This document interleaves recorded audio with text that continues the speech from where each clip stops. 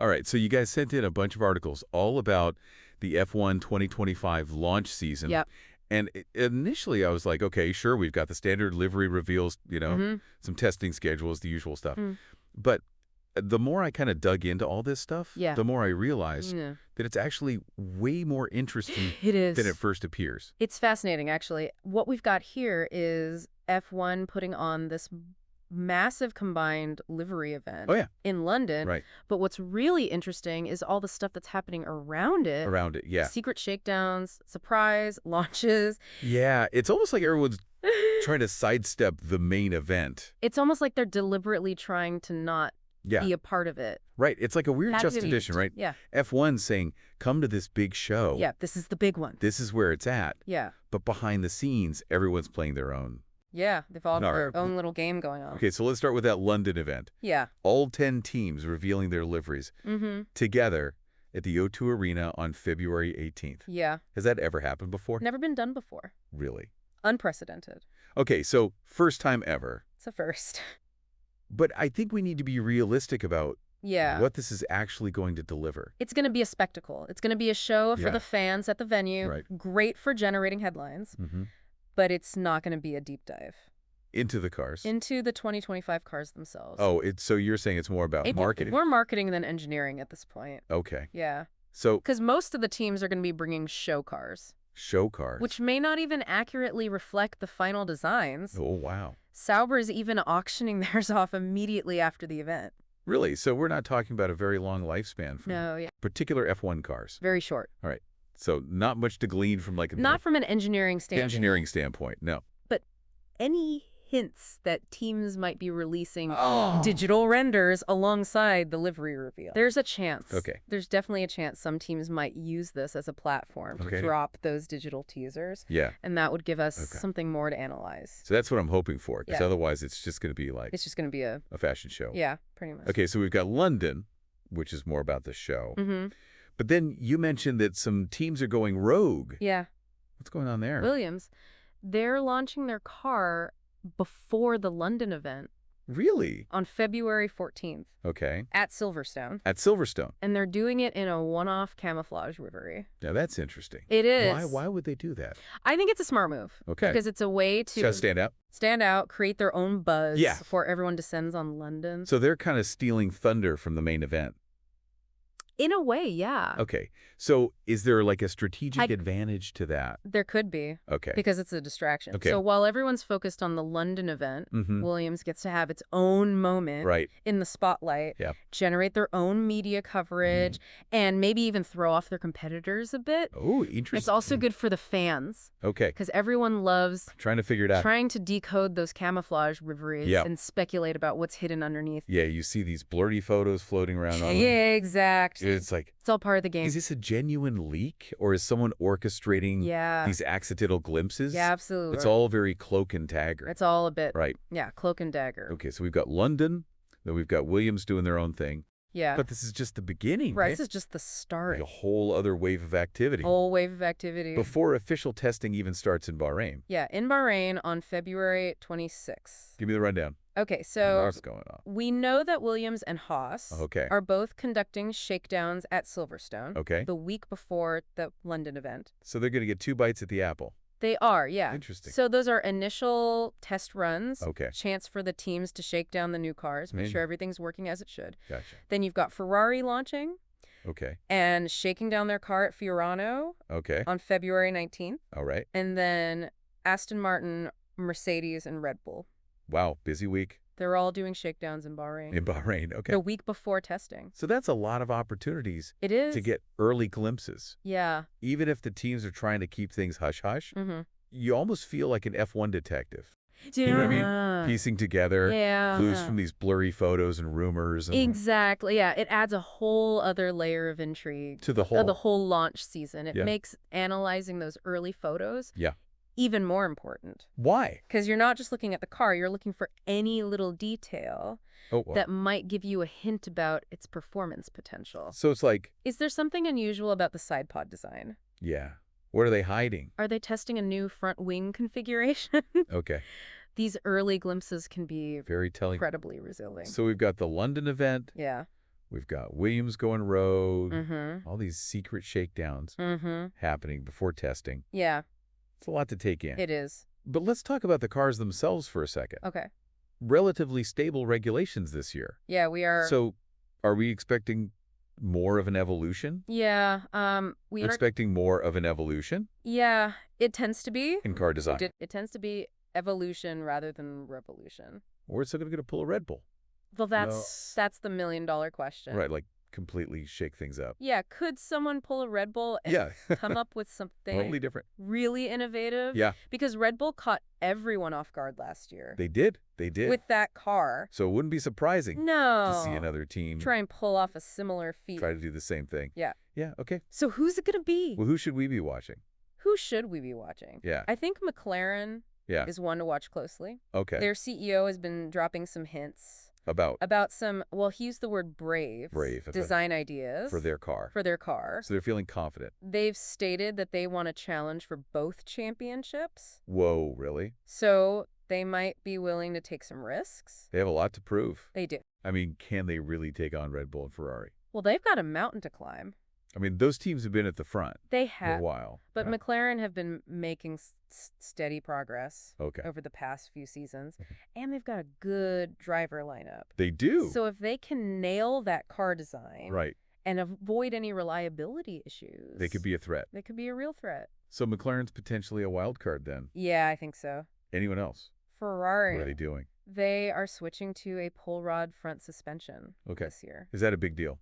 It's a significant change. Right. It has the potential to bring some performance benefits. Okay. But it is a complex system to get right. Right. So if Ferrari can successfully integrate that and unlock its full potential, it could give them an edge. It could give them a real base. Break that down for me a little bit. Okay. Because I'm not a suspension expert. No. Well, a pull rod suspension can offer several advantages, particularly in terms of aerodynamics. Okay. It allows for a lower center of gravity, which can improve handling and stability. Right. It can also lead to a cleaner airflow underneath the car, which translates to more downforce. But as I said, it's a complex system. Right. And getting it right is crucial. Yeah.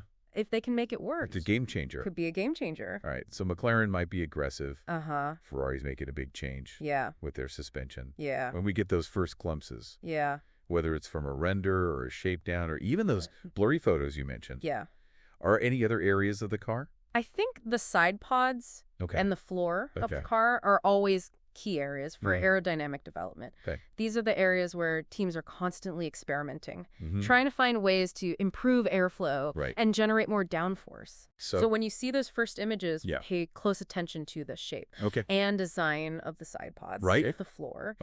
You might spot some subtle but significant changes. So it's not just about the big obvious changes. No, it's about the tweaks and refinement that can make a difference. Yeah. On track. Absolutely. So it's all about those little details. Yeah. And remember, these early glimpses are just a snapshot in time. Okay. Teams will be developing their cars. Of course, yeah.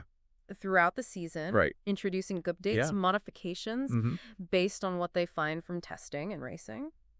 So what we see in February could be very different. Very different. From what we see at the end of the year. And the end of the year in Abu Dhabi. Okay, so we've covered the events. The potential for some design surprises. And the areas of the car to pay attention to. Yeah. That it wouldn't be an F1 launch season. No. Without a healthy dose of drama. Off-track drama. Off-track drama. And I have a feeling I think so. There's going to be plenty to talk about this year. Oh, I think we're in for a good one. I think so, too. Yeah. Yeah. Lots to talk about. Buckle up, folks. Yeah, buckle up. This is going to be fun. Yeah. Launch season is always prime time for a bit of F1 drama. It's like everyone's been holding their breath over the winter break. Waiting to let loose. Yeah, and I bet the drivers especially are ready to vent. Oh, for sure. We've got some pretty big storylines coming out of last season. And some new regulations that are bound to stir things up. Absolutely. Well, the FIA'S crackdown on driver misconduct is definitely going to be a hot topic. Oh, yeah, the swearing penalties. Yeah, 3 strikes when you're out. Can you imagine trying to race wheel to wheel at 200 miles per hour? I know. And having to censor yourself? It's going to be interesting to see at the same time how they handle it. Some of them might need to invest in a good thesaurus. Yeah. Let's just say there could be some colorful language on the team radio this year. I'm sure. I'm sure. And then we have the fallout from last season's flexible wing controversy. Ah, yes, Flexigate. Flexigate. That got pretty heated. It did. Accusations flying left, right, and center. So are we expecting some lingering tension over that? Oh, I wouldn't be surprised if there's some lingering tension. Okay. It could even spill over into legal challenges. Oh, wow. Or protests. Really? As teams try and push the boundaries of the regulations. So we've got potentially disgruntled drivers. Yep. Teams still kind of squabbling over last year's controversies. Mm-hmm. And, of course, the ever-present debate about the FIA and how they're running things. Of course, that's never going to go away. Right. The FIA president has been a controversial figure. Yeah. There's a lot of scrutiny on his leadership. Yeah. I'm sure we'll hear from some of the team principals about that. We're likely to hear some pointed comments from team principals. Yeah. And maybe even some drivers. Oh, really? About how the sport's being managed. Okay, so it's kind of like a pressure cooker, isn't it? It is. All these personalities, rivalries, political agendas. All bubbling away under the surface. Just waiting to erupt. To erupt, yeah. And launch season is the perfect catalyst for that. Oh, absolutely. Everyone has a platform to kind of air their grievances, stake their claim. Stake their claims, yeah. Set the tone for the season. Absolutely. Set the tone for the upcoming season. So we've talked about the spectacle of the launch events. Yep. The potential for some design surprises. Yeah. And the inevitable off-track drama. But let's bring it back to the core of F1. Okay. The racing. Yeah. What can we actually expect from these 2025 cars when they hit the track? Well, that's the ultimate question, isn't it? Yeah. With stable regulations, the focus is going to be on refinement. Okay. Optimistic. More evolution than revolution this year. Exactly, yeah. Okay. But that doesn't mean we won't see any interesting developments. No, not at all. Right. Remember, even within a stable regulatory framework, there's always room for innovation. Yeah. Like we talked about Ferrari's switch to the pull rod front suspension. Right. That's a pretty significant change. It is. And it could have a ripple effect on their overall car design. So it's not just a case of bolting on a new suspension and calling it a day. No, there's a lot of fine-tuning, a lot of integration involved. Yeah, it's going to be really fascinating to watch how they approach these technical challenges. It's going to be... It's like a constant game of chess, isn't it? It is. It's a constant game of chess. Trying to outmaneuver your opponents. Both on and off the track. On and off the track. Yeah. You mentioned earlier that McLaren's aiming for both championships this year. They are, yeah. Very ambitious. Do you think they have a realistic shot at pulling that off? It's a tall order. They've made some significant progress in recent years, but closing that gap to Red Bull and Ferrari it's huge. Is a massive challenge. So what would they need to do to make sure happen? Is it purely down to car performance? It's a combination of factors. Okay. Obviously, the car needs to be fast and reliable, but they also need to execute flawlessly. On race weekends, their drivers need to be at the top of their game. Yep.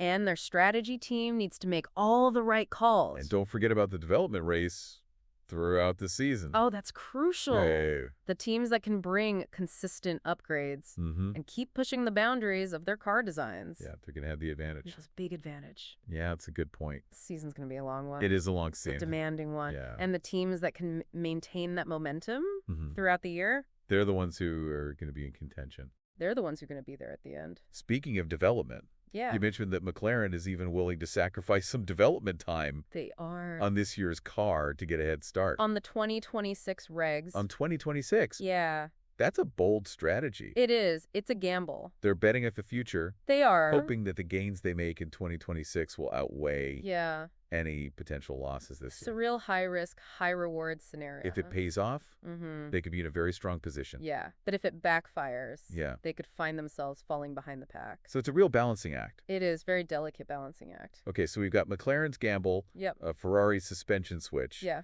Are there any other kind of technical developments or design trends that you're particularly intrigued by? I'm curious to see how teams approach the front wing design. Why the front wing in particular? Well, the front wing is essentially responsible for directing the airflow over and under the rest of the car. Right. It plays a crucial role in generating downforce. Okay. Balancing the car's handling characteristics. So even subtle changes to the front wing design can have a big impact. Could have a big impact. On the car's overall performance. And with the new regulations for 2025. Yeah, teams have a bit more freedom. To experiment. To experiment with the front wing design. So we could see some pretty radical designs out there. It's definitely possible. Teams are always looking for that extra edge. Right. And the front wing is a prime area. For innovation. For innovation. Right, so McLaren's gamble. Ferrari's suspension switch, and the potential for some wild front wing designs. Could be, yeah. what else should we be on the lookout for? Well, let's not forget about the drivers. The drivers, right? They're the ones who ultimately have to translate all of this technical wizardry into results on the track. Yeah, we can talk all day about our designs and technical innovations, but at the end of the day, it's the drivers. It's the drivers who make the difference. That make the difference. And this year we've got a particularly intriguing mix. We have. Of talent on the grid. Yeah, it's going to be seasoned veterans, hungry young guns. Yep.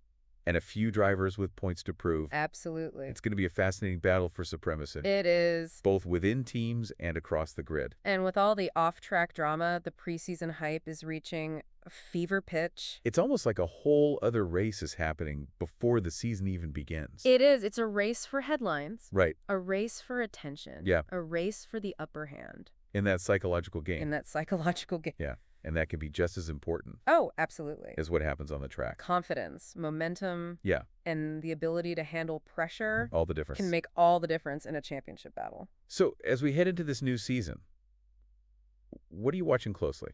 Well, for me, it's all about how these teams and drivers navigate this unique blend of on-track and off-track challenges. Okay. Can McLaren really pull off this ambitious plan? Right. And challenge for both championships? Will Ferrari's new suspension setup give them the edge they need? Yeah, good question. To finally break their title drought. It's been a while. It has been a while. And how will the other teams respond to these challenges? And let's not forget about the impact of the 2026 regulations. Ah, yes. Looming large. Teams are already starting to position themselves. For that major shakeup. For that, yeah. And it's going to be really fascinating to see how those early decisions play out. It's going to be a season of high stakes. High stakes. High drama. With all the off-track intrigue.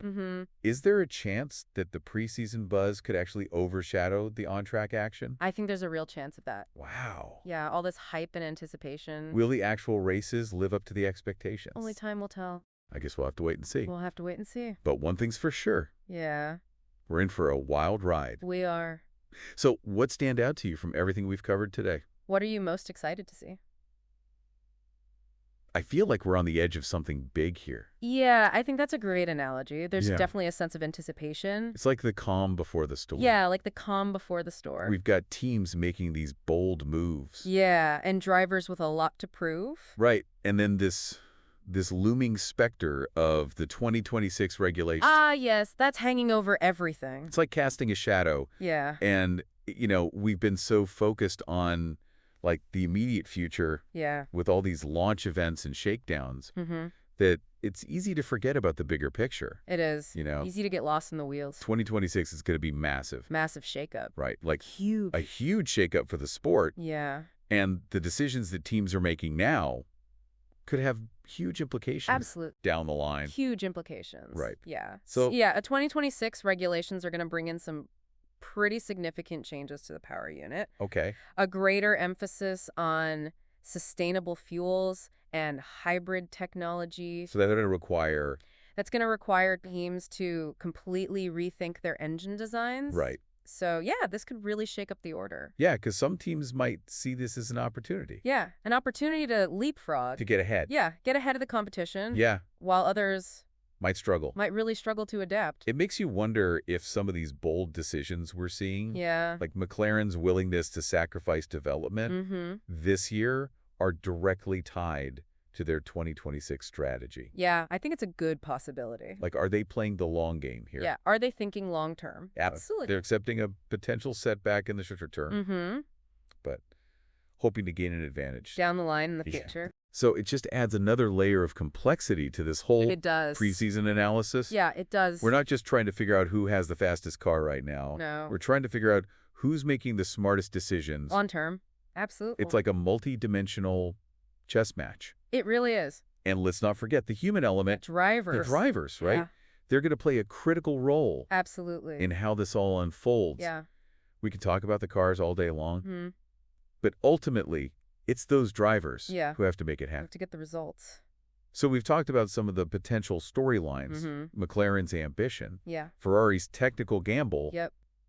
But which driver matchups? Ooh, that's a good question. Are you most excited to see this year? Well, the obvious one is the rivalry between the two Red Bull drivers. Oh, yeah. The reigning champion. Right. And his teammate who is determined to prove himself. Oh, yeah, he wants that title. Yeah, he wants it bad. Yeah. So that's going to be an intense battle. Yeah. And it could get heated. Oh, it could get very heated. Especially if they're both consistently. If they're both up there. At the front. At the front, yeah. Yeah. It's going to be tough for them to keep it clean. Right. Yeah. There's always a lot of tension when teammates are competing for the championship. Absolutely. It tests their relationship. Yeah, it tests their relationship, tests their ability to handle the pressure. It's going to be interesting to see how they navigate that. Yeah, how they deal with that. And then you've got the veteran versus the young gun at Mercedes. Oh, yeah, that's going to be a good one. Right.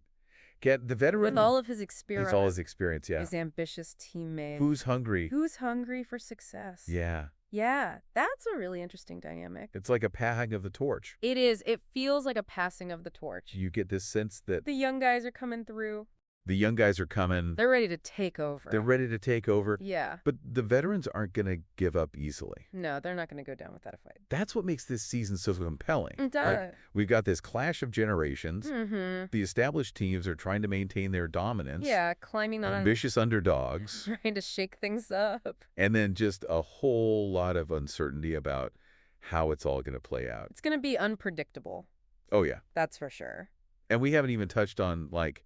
the unexpected. The unexpected, right. Yeah. A surprise podium. Yeah, a surprise result. A mid-season rule change. Yeah. Maybe driver switches teams. Yeah, never know. All these things can happen. All of that can happen. And it can completely change the course of the season. Yeah, completely change the game. That's the beauty of this sport. It's what keeps us coming back. It's unpredictable. Yeah. It's dramatic. And it's constantly evolving. Yeah. You just never know what's going to happen next. Well, after this deep dive, I am even more excited for the season than I was before. Me too. We've uncovered some really intriguing storylines. Yeah, some fascinating stuff. And I can't wait to see how it all unfolds. Yeah, me neither. It's going to be a fascinating journey. It is. And I think we're all in for a wild ride. Absolutely. Buckle up. So for everyone listening, keep your eyes peeled for those early glimpses of the 2025 cars. Yes. Pay attention to those little subtle design details.